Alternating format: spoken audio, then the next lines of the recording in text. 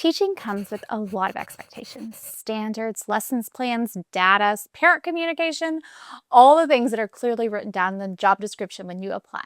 But there's another layer to teaching that no one really talks about.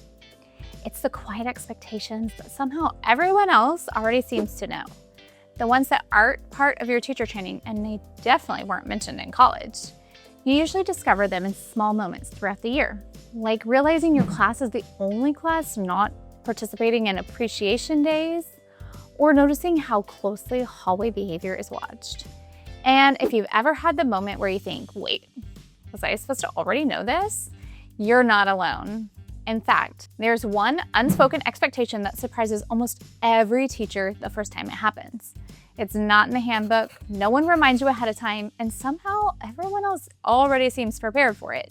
We'll get to that one in a minute. The good news is that once you notice the expectations, they start to make a lot more sense. They're usually tied to something important, like building relationships, creating a positive school culture, or helping the whole building run a lot more smoothly. So if you've ever felt like there are a few unwritten rules floating around your school, you're not imagining it. Here are some of the unspoken teacher expectations no one really warns you about, and why they tend to matter more than you might think.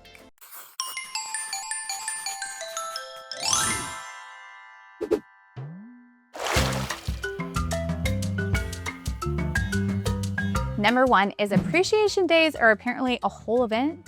Nobody hands you a handbook for this. Suddenly it's bus driver appreciation, nurse appreciation, counselor appreciation, librarian appreciation, principal appreciation, and somehow your class is expected to participate in all of them. I found myself at a loss for what to do, realizing that the appreciation day is today. It's an unwritten rule. You're supposed to help students acknowledge staff in a thoughtful way, even though it wasn't technically assigned to you. That's why I started keeping a stock of appreciation cards and a little calendar so that I wouldn't forget an appreciation day again. 2 is to be a team player, which means extra invisible tasks. Helping with the school carnival, decorating doors for Red Ribbon Week, covering a class during someone's emergency, making something cute for the hallway before parents are in the building. None of it's mandatory, but somehow it still feels expected. I like to make a list of these tasks as they pop up so that the next year I'll be ready instead of caught off guard with another thing on my to-do list last minute. Number 3 is that you're expected to know the school culture. So every school has its own vibe. How quiet the hallways are expected to be, whether staff birthdays are a big deal or not really, if people decorate their doors for everything, whether staff jean days are casual or sacred.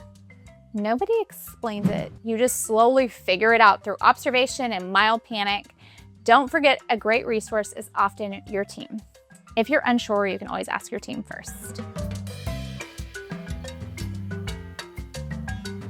So number 4 is hallway and common area behavior is a big deal.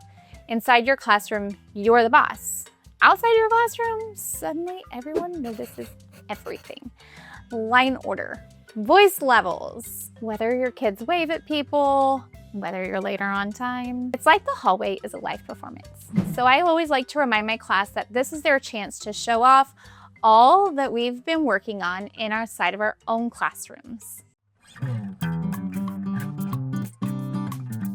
Number 5, your classroom look quietly matters. So not in a competitive Pinterest way, but in the this room feels organized and welcoming way. So things people notice are things like clear routines, labeled spaces, calm visuals, bulletin boards that look intentional. Number 6, the calendar is packed with invisible moments. Not official events, just things that suddenly matter. Spirit days, dress-up days, appreciation weeks, theme days. You often learn about them after someone else already planned something adorable. This is another one of those things to take note of for the future. If you don't want to be caught off guard, I always ask my team or the PTO what's coming for the month so that I have time to decide what I'll wear for Grinch Day and Rodeo Day.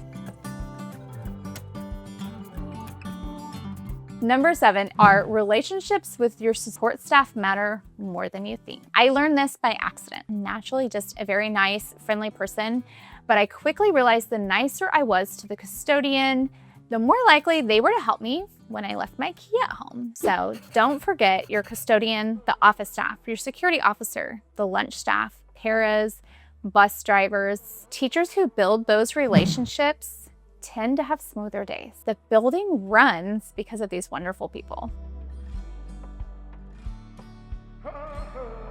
Number 8, classroom management is your reputation.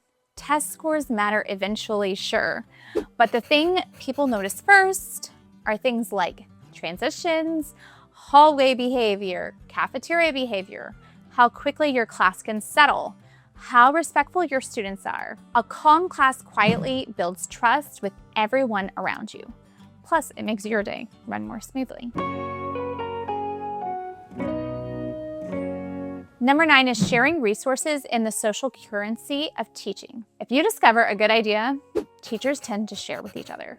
Songs, routines, anchor charts, organization tricks, YouTube videos. Nobody says you have to, but it's kind of part of the teacher culture. Number 10, the first week of school sets the tone. Not academically, but in terms of things like routines, expectations, how students move, how they respond to directions. Veteran teachers spend a surprising amount of time getting this part right because they know that this can make or break their year. Every school has its own version of these unwritten expectations.